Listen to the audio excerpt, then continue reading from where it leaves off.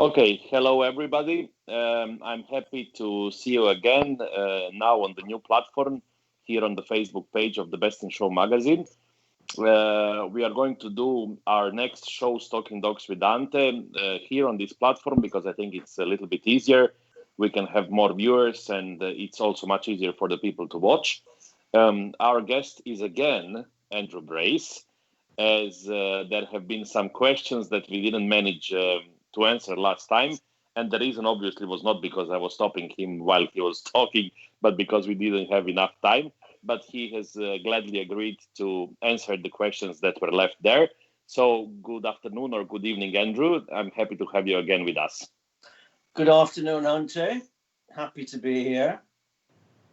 Okay, let's start with what we didn't finish last time, or what we didn't manage to do last time. You didn't manage during the interview to see the videos which I collected from some of your very close friends. It was 8 of them who have made some very nice video messages for you. And you got them all after we have finished, and then we have published them all on Facebook, and you have made a video to thank them for this. But let's use this opportunity and tell me, I mean, how did you feel after you have seen these videos from the friends that you didn't see for some time already? Delighted that you weren't able to incorporate them into the interview, because I was thinking so. I would have been crying like a baby. It was very, it was very, very touching, and I was very grateful that they'd taken the time and trouble to do it. So yeah, it was very much appreciated. Yes, it was my plan actually. I think, like this, when they have these people which people don't know actually from live, but they have just seen them somewhere around.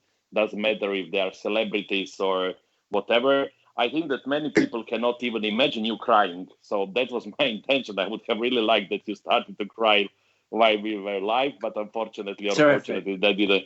Yes, that didn't happen. Anyhow, you're Andrew, such a friend. Well, you know me. What can I tell you?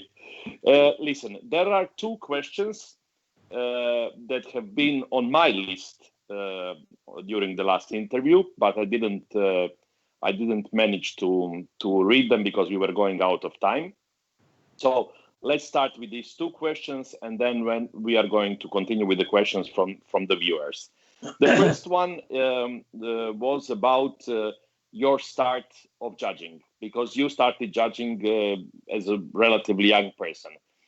I'm curious, how did you make this transition from exhibitor to judge at that age? Well, it was quite interesting, really. I mean, I was very lucky in that I grew up in South Wales, where we had a very active dog scene, which involved dog matches, which were like little evening events where you draw 2 dogs together, and then the winner meets the winner from the next pairing. It's like a pyramid thing, you know? Yes. And this is where we sort of cut our teeth. And when I did my very first dog match, which was in the back of a pub one evening, because that's where we used to hold them, you know. Okay. I was just so excited about getting my hands on so many dogs. And of course, in those days, we didn't have formal training classes. So a lot of the successful breeders came to these little dog matches with their puppies. And this is where they had ringcraft. Yes. But I mean, this sorry to interrupt you. These matches at that time, they have been really big in a term of a number of entered dogs. Yeah, I mean, officially, the Kennel Club had a maximum of 64 dogs. Okay. In the pairings, but oftentimes you would go there and there could be a lot more than that. Anyhow, as my interest progressed, I got involved with a lot of local canine societies that ran shows. And when I was quite young, I actually became the secretary of one of the local all breeds societies, Rogerston Canine Society. And I enjoyed the show management side of it. And, we tried to get sort of new judges and judges who were, sort of becoming well known to come and judge for us. And as an illustration of how long ago it was, I had seen this rather handsome, well-dressed, youngish man showing magnificent Salukis at the championship shows. And his name was Terry Thorne. Okay, and that was a long time ago. And I mean, can you believe this? I actually telephoned him and asked him if he would come to Rogerstone to judge 4 classes of Afghan hounds with no expenses. Okay. And he said yes. Yes. And that was the start of a very long friendship. And Terry Terry had a lot of contacts in the southeast of England with various open shows. And I mean, there's no getting away from it. Terry basically got me a lot of appointments at these little open shows, which got me started. And I mean, I was one of many. I mean, Terry helped a huge amount of people with their judging careers. And, you know, a lot of people have a lot to be very grateful to him for. And then, you know, the things gradually began to snowball, and, you know, people see you judging, and if they like what you do, then you get invited somewhere else. And I was very fortunate that I'd become friendly with Catherine Sutton, who had been introduced to me by Yvonne Bentinck, who was my Pekingese mentor, godmother, and very, very dear friend. And Catherine, again, was the kind of person who encouraged and helped a lot of people. So, you know, as my judging portfolio increased with the open show judging, Catherine would often say, you know, well, I think you're ready to do such and such a breed. And remember that the Suttons were running Windsor and Richmond, 2 of our biggest championship shows. So, I mean, Catherine was extremely helpful. Another great supporter was Jeff Waring and his family, who ran Bath Championship Show. Jeff would, you know, got me invitations for the first time to do a lot of breeds. And in actual fact, and you'd find this very hard to believe these days, one day Jeff telephoned me and he said, "Oh, I have some good news for you. The Kennel Club has approved you to judge the toy group." So I said, "Well, how can this be? I've never been invited to judge the toy group anywhere." No, he says, I didn't bother to invite you. I just sent your name to the Kennel Club because if they turned you down, I didn't want you to be disappointed. And I mean, in those days, there wasn't all the form filling. He had basically just nominated me to do the toy group at Bath, and it was approved without my ever actually having been invited or accepted. So let me clear it, because I'm not sure I understood it well. At that time, there was no any kind of judges education. You would just judge these match shows or open shows, and if you have judged enough of them, and if you had somebody to recommend you, could be approved for judging the group or some breeds with the CC, or how did it go? In those days, there was no formal education. Okay. Some of the breed clubs had their own sort of breed seminars and things that, you know, if you were sufficiently interested, you would go and attend. But nothing was formalized by the Kennel Club. So it was purely down to having judged a specific number of shows, classes, dogs. You filled in a questionnaire, and if the Kennel Club Judges Committee thought that you'd had enough, then they approved you. I mean, there wasn't, I mean, there was none of the sort of conformation and movement rules and regulations, none of the stuff that exists today. I mean, it just wasn't around. Yeah, that's quite interesting. And then at some point you decided you're not going to show dogs anymore and you will just go on with your judging.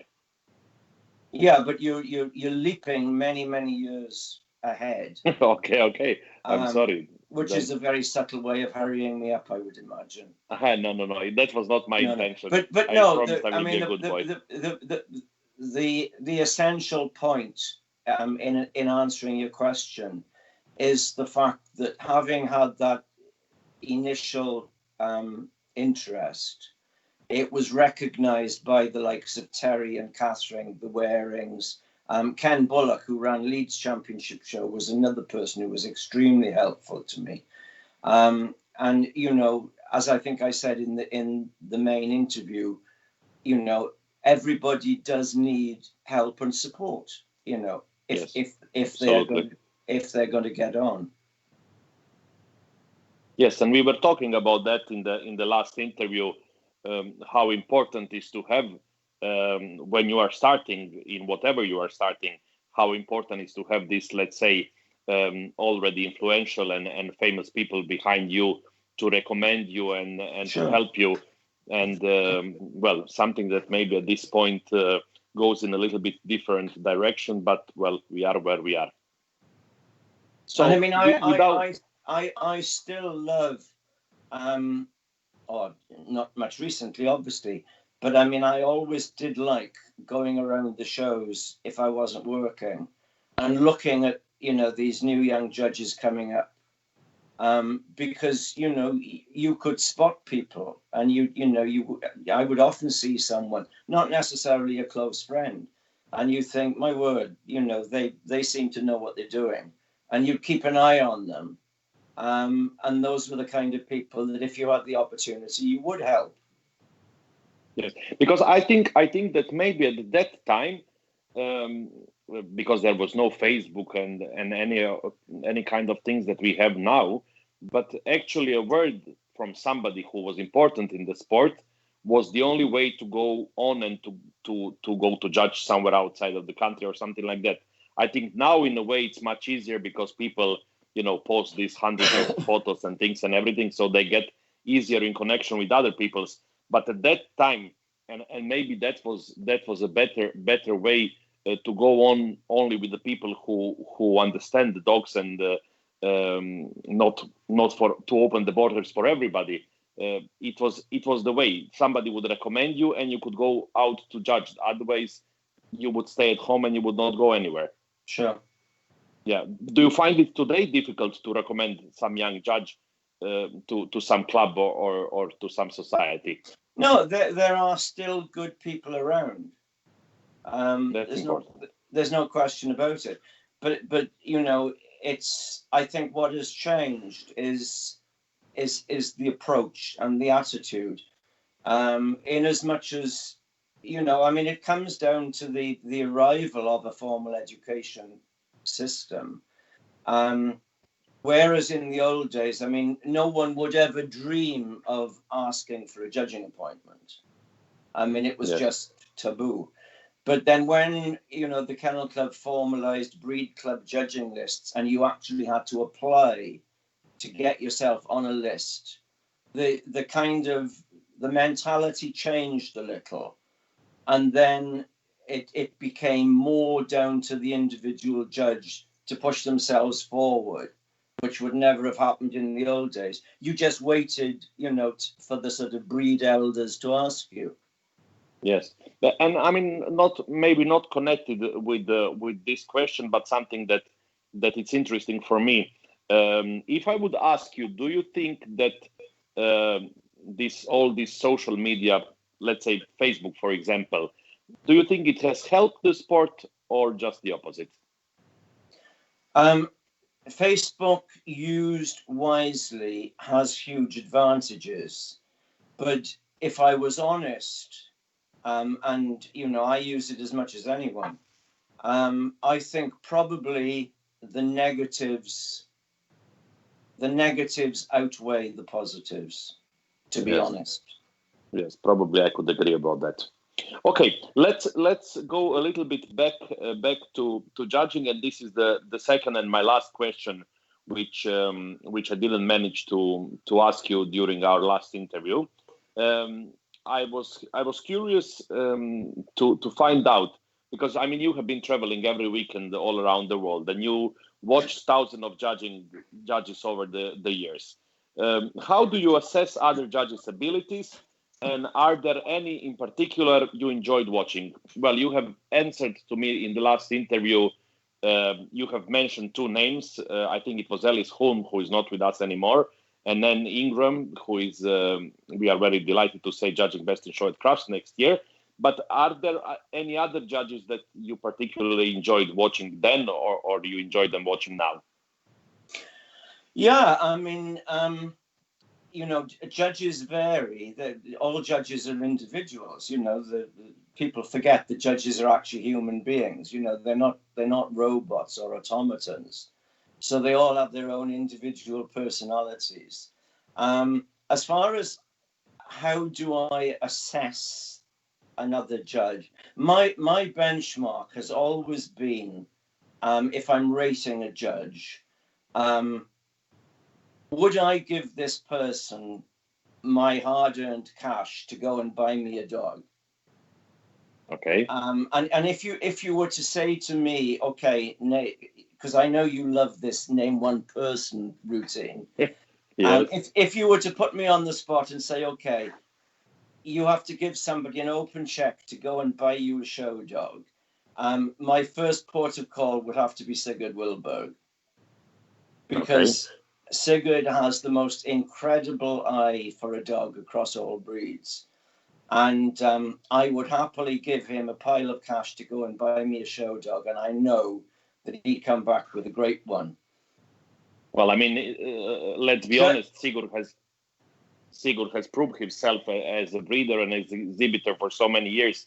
So I'm sure that you would, at this point, you would invest your money very wisely. I think so. But yeah, I mean, there are lots of people who are watchable for different reasons.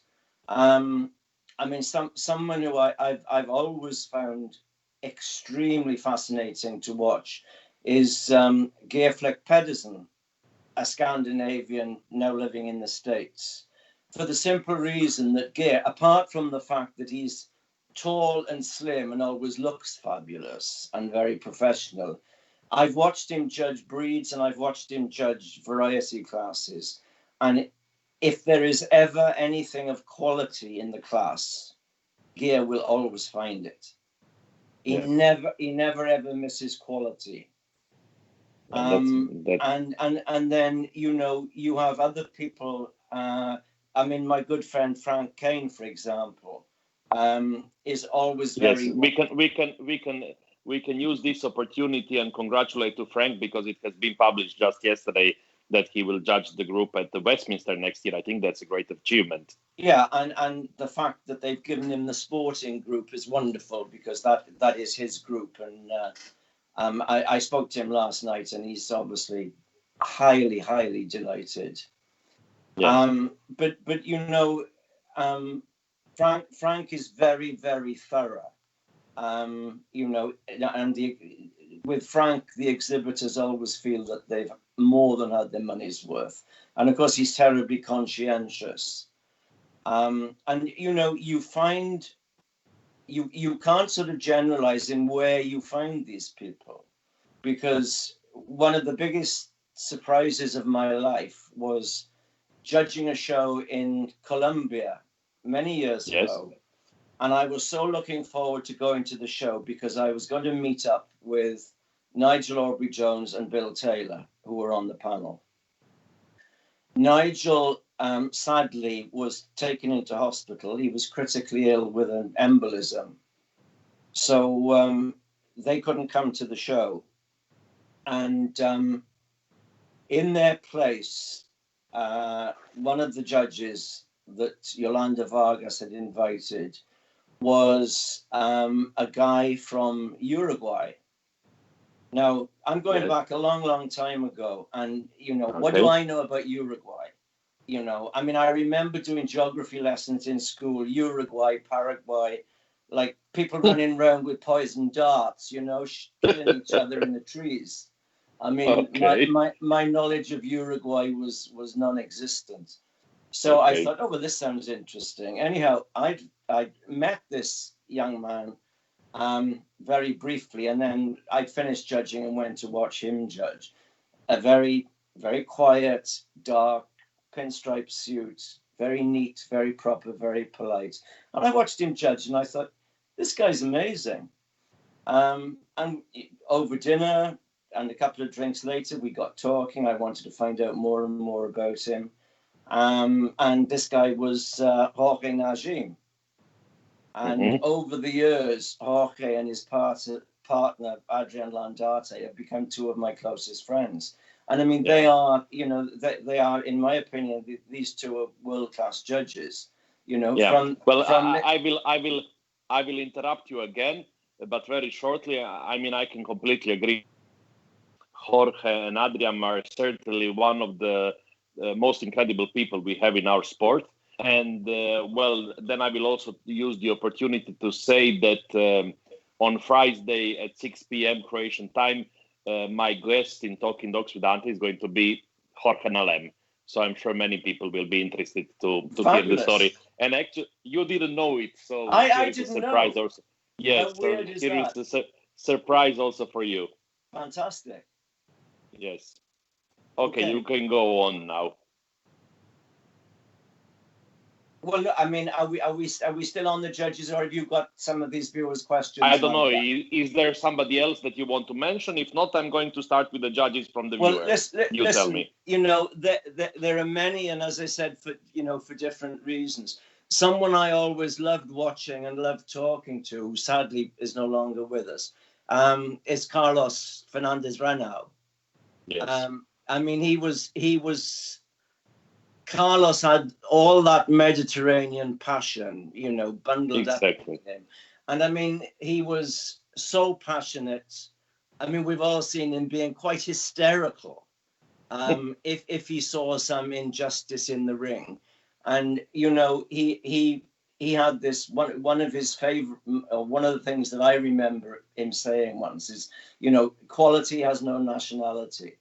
When we were talking about dogs and the international thing, you know, and Carlos judged, you know, with a sense of theatre, but you could sense, you know, that his heart was in it always. Yeah. What is amazing about Carlos, for example, that I mean, a lot of people obviously at some point of their life got to know him, or as a judge, or as a breeder, or as an exhibitor.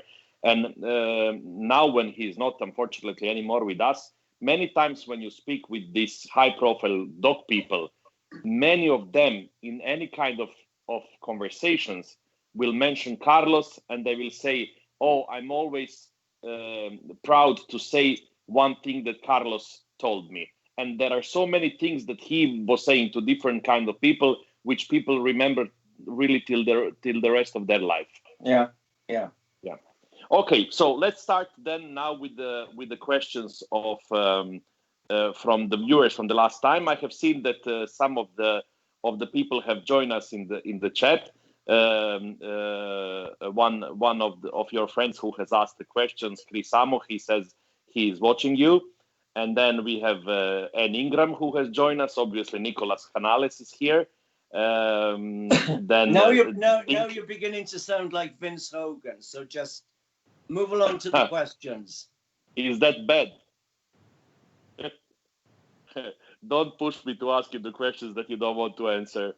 And anyhow, Dinky Santos is also saying hello to us. Hi, Dink. So, I'm not sure I'm going to pronounce well the names of the people who have asked the questions, but there is a person, Lionel Prove, who is asking you a question.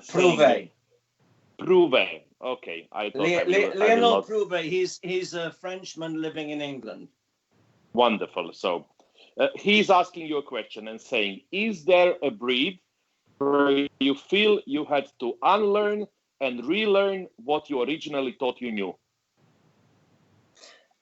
That is a very intelligent question, and the kind of thing I can imagine him asking. Okay. Absolutely, yes. And the obvious answer is the German Shepherd dog. Yes. For the simple reason that I was of the generation and location, I grew up surrounded by British Alsatians. and had a picture in my head of a dog that was possibly a little short-legged, a little soft-backed, a little bit long, because this is what, you know, we were sort of surrounded with at the time. And the chap who delivered my dog food to me was a gentleman called Roy James, who had a very successful boarding kennel locally, and was a German Shepherd breeder. And they had bred a fantastic dog called Roy Vaughan's Red Rum. And he was kind of a turning point in the whole perception of German Shepherds, because he was much more towards the slightly more German ideal that we tend to think of today. I mean, he wasn't an extreme dog in any way. I think he was probably the top working dog for 2 years running. He won a heap of CCs.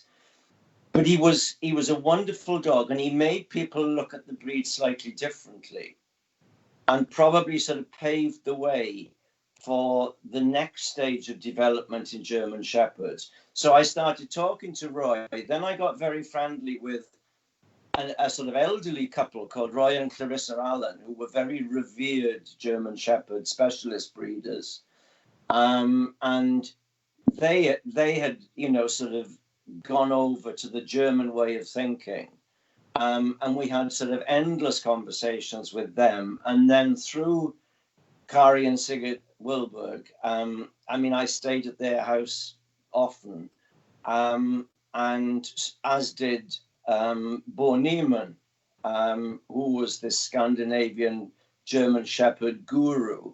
And we often sat up till 3 o'clock, 4 o'clock in the morning, having drunk a huge amount of beer, discussing the whole German Shepherd philosophy.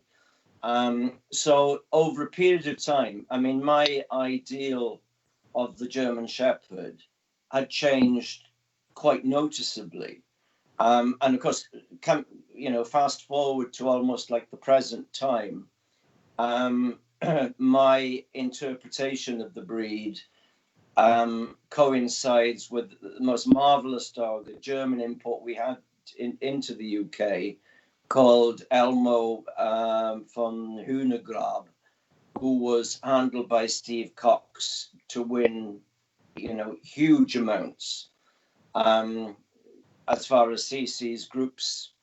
In fact, I think I'm right in saying that he won the working group, the pastoral group at Crufts, which was Ellis Hume's very last assignment. And Elmo was a direct German import, but because of his overall quality, soundness, character, he was a huge ambassador for the breed, and he actually converted a lot of people from their sort of preconceived ideas about German dogs that they always said were sort of slab-sided cripples with humpbacks. Yes. He did huge PR for the breed. So yes, I did totally unlearn German Shepherds and change my way of thinking. Good question, Lionel. Okay, can I be a little bit Vince Hogan again? Yeah. And say that you will be happy to hear that Ger Flick is also watching your interview. Oh, fabulous! I hope he didn't miss the nice things I said about him. Well, I don't know about that, but he can put it in the comment if he has missed it or not. And another friend of ours, George Schogel, is also looking, and I'm happy to say hi to him also. Okay, next question is from Tracy Morgan. I don't know if you know the lady personally or not. Yeah, Tracy. Okay. Yes, so Tracy is asking you, do you have a mantra to pass along to the old breed judges of the future? Yeah, to sort of encapsulate it, it would probably be study and learn as much as you possibly can about the individual breed and the breed characteristics. But at the end of the day, when you're judging, always judge on the overall picture and always go with your gut feeling. Okay.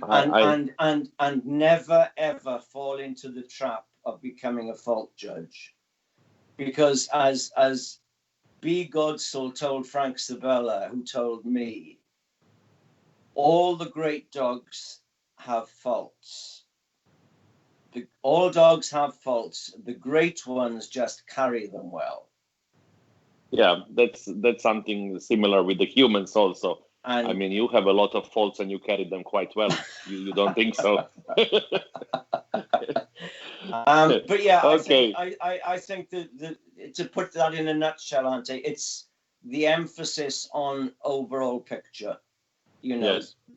you know, I've heard some, or you know, I will never put up a boxer that's got an unpigmented hair. You know, this kind of nonsense. Yes. The overall picture. You know, Sabella summed it up beautifully once when he said, when I was interviewing him, he said, when a dog walks into my ring, I want it to scream its breed. Yes. Yeah. That's so important. I agree. Okay. Next question is from Mel Sharples. This is her question.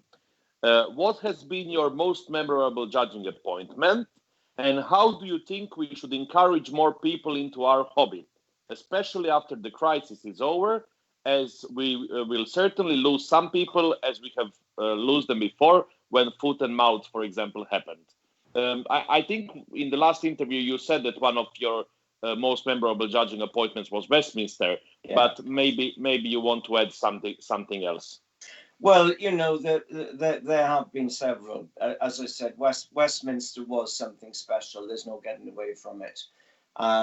And, you know, rather than repeating myself, because I know that you've got your eye on the clock, moving on to the next part of the question, I think I did actually mention in the major interview, we do need to get the general public back into that mindset of valuing purebred dogs.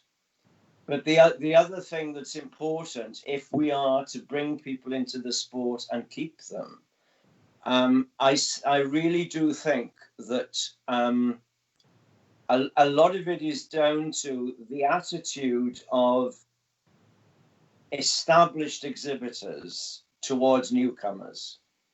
Yes. And I know this can vary from country to country. I know it can vary from breed to breed within the same.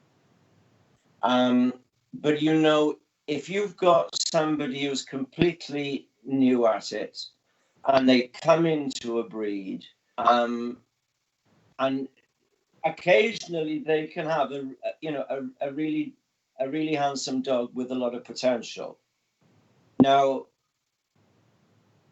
they need someone to come along and recognize the potential in that dog and give them some encouragement.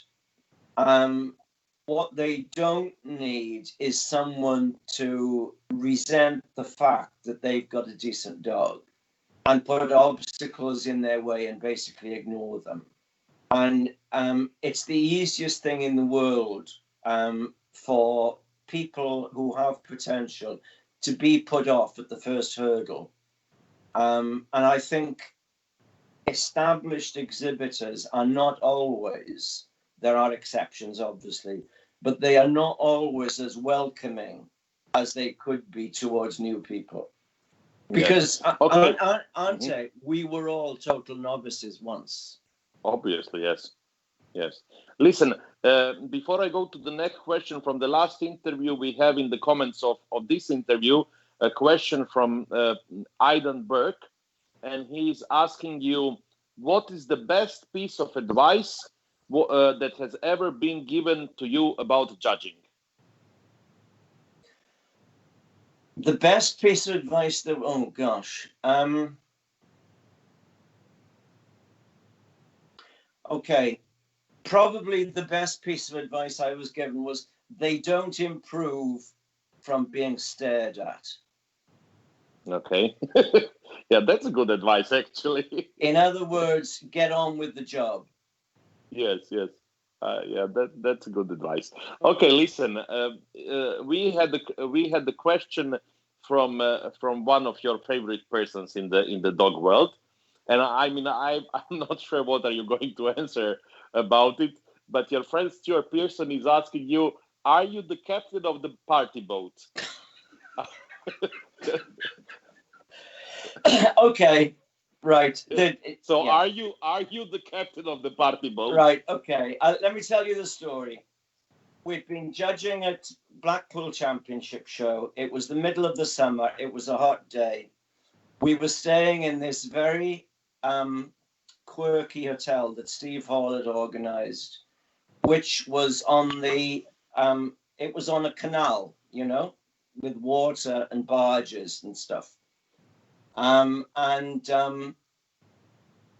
a gang of us had got back from the show. I'd been judging in a blue and white striped blazer. Okay. And I had my judge's badge on, which nobody could read from a distance, but it looked like kind of official. Anyhow, we couldn't wait to get a beer from the bar, and somebody went to get the beers. I'm standing at the side of the canal, and this lady marches up to me and says, look, she looks me up and down, sees the blazer and the badge, says, are you the captain of the party boat? And it was obviously assumed that I was going to be their guide on some trip on this canal barge. So okay. Thank you for that, Stuart. Okay, let's move on. One of the viewers, whose name is Gelly, is asking you this. Do you believe that checking the temperament of dogs while in conformation shows, most commonly with a simple toy, is enough to prove if the dog is mentally fit for the purpose it once served? For instance, retrievers driving the ring or hunting dogs, etc. The simple answer is no. All we can do using the eye and the instincts and the knowledge that we have, we can only try to imagine whether or not a dog has the physical conformation and the mental aptitude to do the job it was bred for. Unless we go out in a field and put them to the test, of course we can't say. But yes. we can go part way by saying, well, okay, this dog's construction is such that it is capable of doing da-da-da, or its temperament is obviously such that it should be good at doing whatever. But obviously there are limitations. Yes. Okay, another interesting question coming from CVC, who is our friend from India, Chetan, who is also with us here watching this live stream. Chetan was asking you, what was your view on your first virtual judging in Australia, and do you think that this trend will continue? Well, as I said in the previous interview, it was very challenging. Evaluating 800 photographs and writing 800 critiques is not for the faint-hearted. But bear in mind that this situation was born out of the pandemic.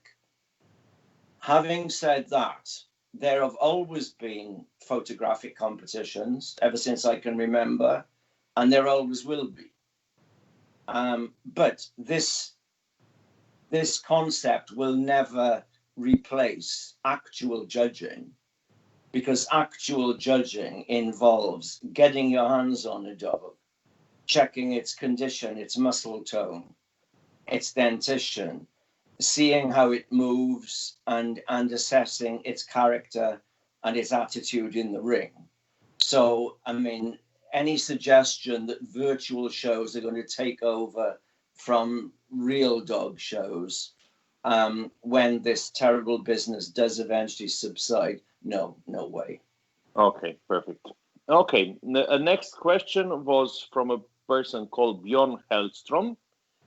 He's telling a little story, and then there is a question. He says, Andrew, a few years back, I put a minor Chihuahua puppy in the ring for you in Vejen, Denmark. It was her first show. You liked her, but she was, to say the least, a bit overweight. In her critique, you write, she obviously fancied her food, but put her on Diet Coke. I love this critique. By the way, she's international champion now. His question is there too little humor in the dog sport? Well, congratulations on the international championship, Bjorn, if you're still with us. Look, judging dogs is a serious matter. You know, I mean, it is serious and it involves a lot of concentration. But, you know, we should be able to interact with exhibitors and have a little bit of humor. But to be perfectly honest, Ante, I think these days judges are just more and more frightened of being lighthearted in case somebody makes an official complaint against them and they have some disciplinary hearing. So, you know, I think a lot of the sort of fun, in quotes, has gone out of it for that. I mean, some of the old all-rounders, you know, that I remember, like Joe Braden and Bill Siggers, you know, if they were around today, I mean, they'd be at the Kennel Club every month on some disciplinary hearing for just, you know, a little bit of light-hearted banter with people. Yeah, because I think in a way it's so important for the people, especially now. A person says that he has shown a minor puppy, so I mean you can consider that maybe somebody who has just started in dogs and maybe is on his first dog show ever. I think it is so important a kind of experience that he and his dog will have from a judge on their first show. And I mean I always thought that a little bit of humor, a little bit of nice talking can only help the thing. But yes, I agree with you. Nowadays, I mean, everything is just usually completely. I mean, everything has gone in completely different direction. And when you try to be nice with somebody, it just makes a drama and all kind of things. But yes, I would like a little bit more of humor to come back to the sport. The next question is from a young man from Greece, Yanis Vlachos. Hello to Yanis. Also, he's a boxer lover. I mean, we have seen him last year judging junior handling at Crafts. He asked you, which one would you consider the best boxer you have ever seen over all these years? Well, I mean, there have been a lot in various countries. But I suppose, to be honest, if I had to come up with one, based on absolute correctness, integrity of breed type, soundness, temperament, it would have to be a dog here in the UK called Winawuk Lust at First Sight, who I think he still holds the breed record for CC's one. He wasn't the most flashily marked dog, but he was so right. Perfectly balanced, wonderfully constructed, the most marvelous mover, particularly behind, in a breed that is not known for its hind movement. And I mean, I first judged him. He won Best Puppy Dog under Anne Ingram at Crufts when Anne did the males and I did the bitches. And I happily agreed for him to be Best Puppy in the breed. A few years later, coincidentally, it was Anne and I who were judging at a boxer specialty. I judged the males and Anne had judged the bitches. And this dog, Max, they called him, he was my dog CC winner. And Anne was quite happy to agree to him being best in show. And then a few years later, I had him at Blackpool Championship Show and he won the working group under me. And, you know, he never let his handler, a young lady called Julie Brown, never let her down. You know, he always performed. And possibly, you know, not that it comes into the actual show situation. But as a bonus, he was the most marvelous stud dog. So that's always the icing on the cake. So yeah, it would have to be Max. Okay, can I add a little question to this, which I'm curious about? You mentioned markings. In many breeds it can be a problem, because sometimes you can have a top quality dog. Let's say, for example, I don't know, in American Akitas or Dalmatian or something like this, and I mean his markings really don't help him. How difficult is to recognize the dog which doesn't have these, let's call them fleshy markings? Absolutely. You stand back when you've got a class in the ring. You stand back, you look at them all, and mentally you paint them black. Yeah, that's a good piece of advice. In your head, paint them black and judge the silhouettes to get the markings. Wonderful. Okay, we have a question in today's chat, so I'm going to ask you this, that I don't miss it later, from a lady called Heli Keki. She's asking you, how do you see the future of Pekingese? That actually could involve a whole interview. I'm sure. How do I see the future of Pekingese?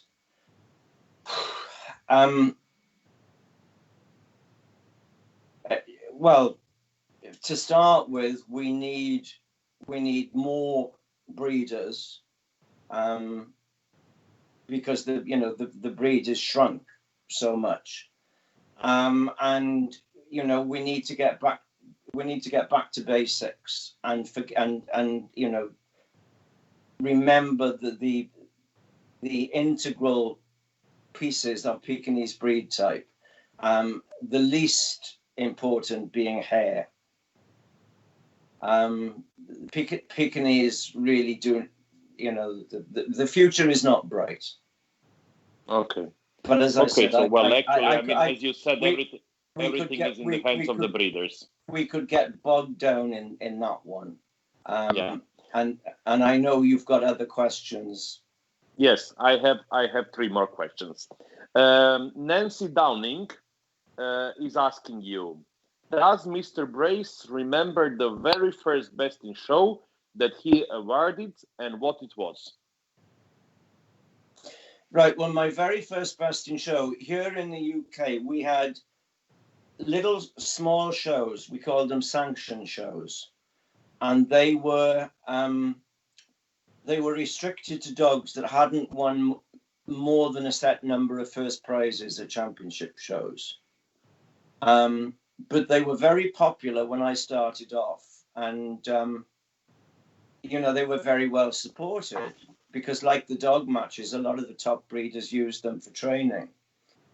My first Best in Show appointment was for Eccles and District Canine Society in the north of England. It was 1974. Before I was born. Before just you were like born. To mention. And my Best in Show winner was a very handsome Borzoi male. His name was Racing Gold Yasha of Langclair. And reserve Best in Show was the most exquisite young Pekingese male called Kyborn Coral Prince. And I was delighted that both of them actually went on to become champions. So that was my first Best in Show.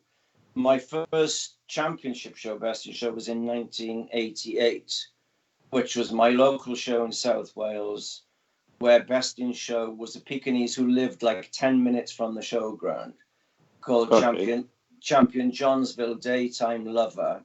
And reserve Best in Show was a marvelously sound English Springer bitch called Roan Dew Jemima Jones. I always admire your memory on names of the dogs. I mean, when I don't even remember the names of my dogs at home, and you remember all these dogs from 1974. Okay. Anyhow, there is a question from Nicolas Canales, which I'm going to include in my last question. And there is just hello to you from Ruben from Spain. And the last question that we had from the viewers in the last interview was from your friend Chris Amo. I think be pronounced like that, the surname. Yeah. And he said he is asking you like this: you started Gable on his road to stardom, and how do you think he would fare in today's competition? That's the first question. And I mean, before you answer that, just can you tell us who is Gable? Because I have no idea who is Gable. Okay, Gable was an Afghan hound. His registered name was Viscount Grant. And I judged him at Richmond Championship Show in the Pup of the Year competition in 1985. And he was my qualifier from Richmond. I sent him forward to the final of the Pup of the Year, which was judged by, I think I'm right in saying it was Tom Horner who judged the final the following January, which he won. And then the following year, as a relatively young dog, he actually went best in show at Crufts. And I don't know whether you are aware of the fact that Chris, his co-owner and handler, is the lead singer of The Real Thing, the pop group, which, you know, is quite a big deal over here. Maybe they want to listen, Andrew. Maybe they want to come to Split to sing for us next year. Absolutely, I'm sure we could pursue. Now, can you see Gable there? Yes, I can see Gable. Okay. Yes, that was 1985.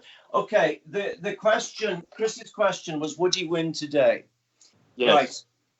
And under judges who understand classic breed type, yes, he would. You can see in that picture, it did not have a neck like a giraffe. He did not have a ski slope top line. He did not have hindquarters that reached into the next county. He was, however, perfectly balanced, wonderfully constructed. And I mean, even as a puppy, I think when I judged him, he was about 10 months old. But I remember the thing that hit me about him in this, you know, physically quite large breed that takes a while to mature. He was so together. And when he moved, he didn't move like a German Shepherd. He moved with that elevation. And the way he carried himself, you know, even in a 10-month-old puppy, you could see that this dog, you know, had that stamp of greatness about him. And of course, he had the advantage of being partnered by Chris, you know, who was quite light on his feet, very agile. And I mean, they made a great team. So, yeah, I mean, it's, what is it, 35 years on? 85? Yeah, 35 years on.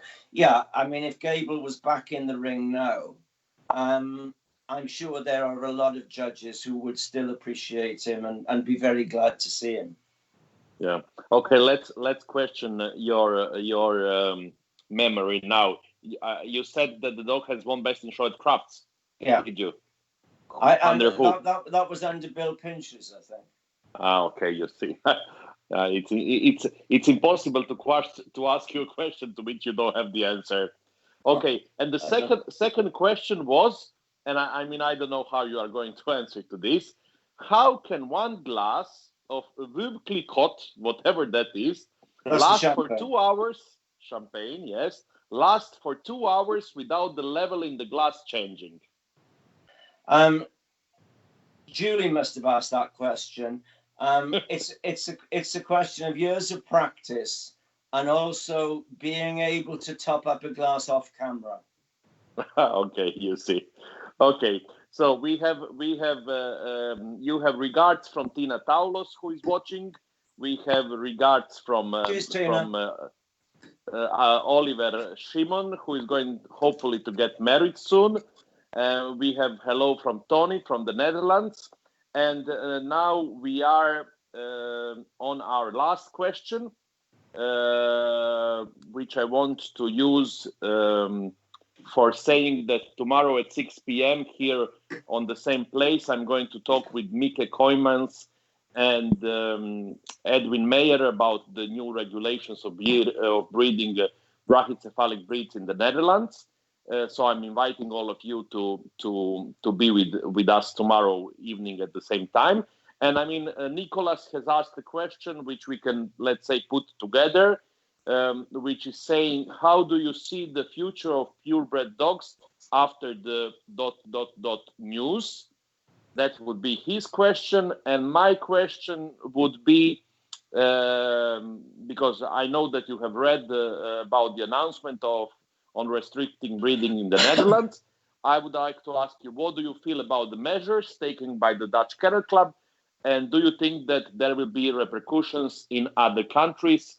And when we connect these two questions, I think we can give a very nice answer for the end of this interview. Right. Well, after studying what had been published and cleared up, some confusion in my own head, I've also spoken to some friends in the Netherlands, and as I understand it, this all started with the government talking to a group who claimed to be interested in health and welfare of dogs. The reality of it, I think, is that these people were basically thinly disguised animal rights people. And so they chipped away at the government. And of course, they used these breeds who are not generic as, examples of, the cruelty of dog breeding or purebred dog breeding. If I understand it correctly, as a response to that, the Dutch Kennel Club came up with a suggestion that they were then going to advise that the proportions of primarily the heads in some of these breeds needed to change.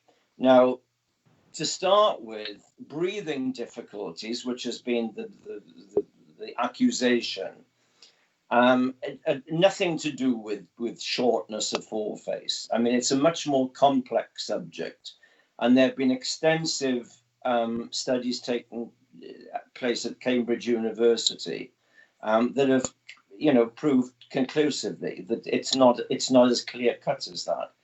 Now, you yourself have been with me to the Yaki Pekingese kennel in Scotland, where you'll see 20 or 30 Pekingese, most of them probably over 10 years of age now, living like normal dogs, running through fields, and having no distress whatsoever. So, this whole breathing difficulty thing is a great misconception. When you see, bulldogs get ridiculed horribly, and, around the world, you see some very, very high quality bulldogs winning in all breed competition. And these dogs are not particularly distressed. They don't pant any more than a Siberian Husky in the hot weather. But because they look a little extreme, then they are sort of singled out for persecution and ridicule. Now,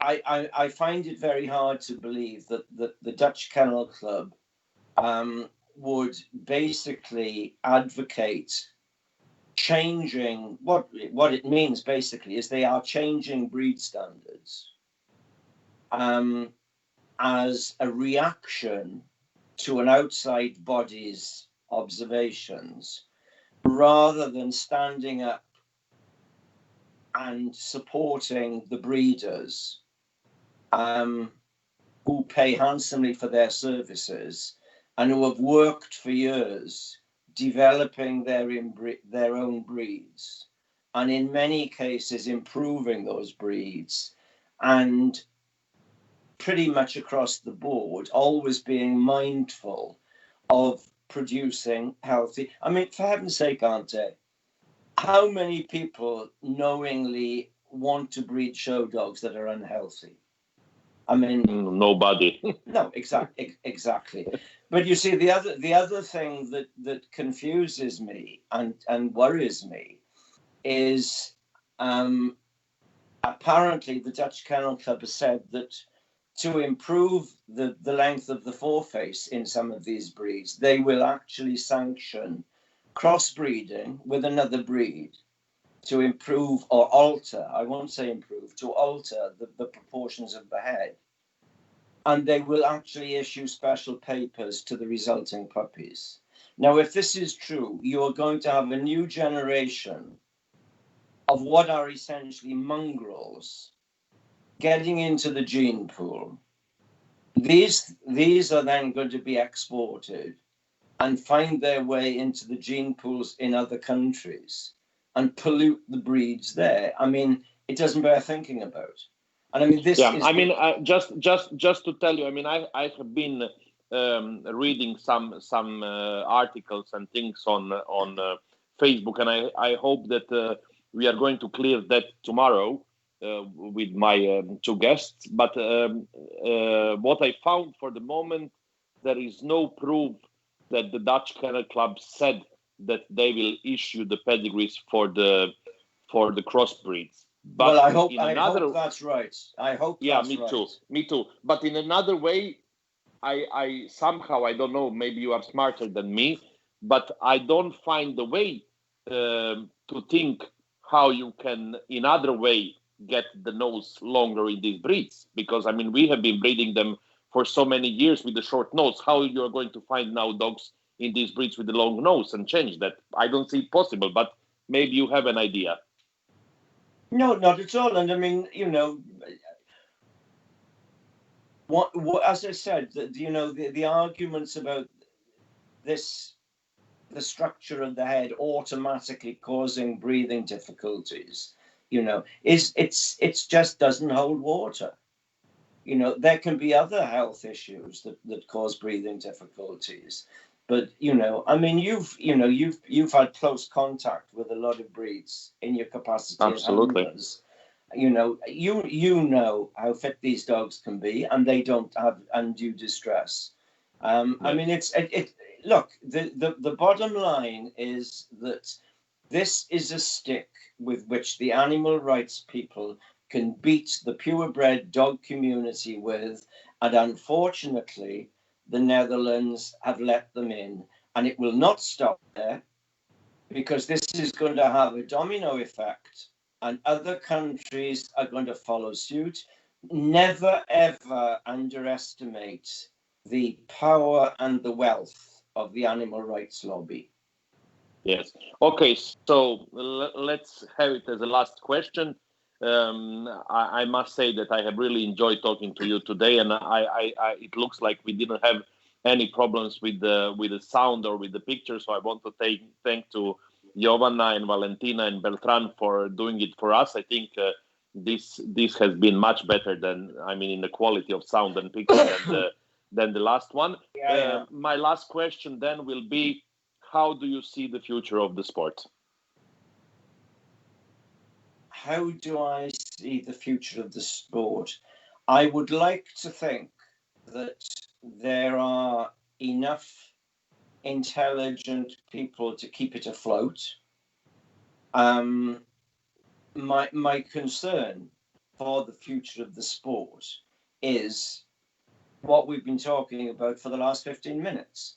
And that is the threat of the animal rights lobby. Because I said in an article about 10 years ago, when I first got wind of this PETA, the organization, that if the purebred dog world was not clever and pulled itself together and found a voice, and a strong voice, it could well be that dog shows would in the near future become like circuses.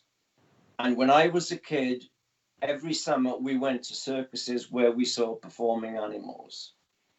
Now, I'm not going to go into the rights and the wrongs of circus animals, but through the forces of the animal rights lobby, the animal aspect of circuses disappeared. I just sincerely hope that dog shows are not going to suffer the same fate. Okay, thanks a lot, Andrew, for joining me today. I have really enjoyed this conversation today. I think it was interesting, and I mean, I saw some people were writing there that they could listen to you for hours. I mean, I could too, but Oh we don't God. have so much time. No. I really thank you for joining me again today after the last week, and I hope that we have now given almost all the answers that people wanted to know. I And hope so. let me invite all of you to join me tomorrow at 6 p.m. Croatian time for the interview with Mike Koymans and Edwin Meyer discussing the new breeding law in the Netherlands. And then on Friday at the same place, 6 p.m. Croatian time, join me for the interview with Jorge Nalem from Uruguay. Thank you, everybody, and see you tomorrow at 6 p.m. Bye-bye. Can't wait for it. I'll see you there. Bye.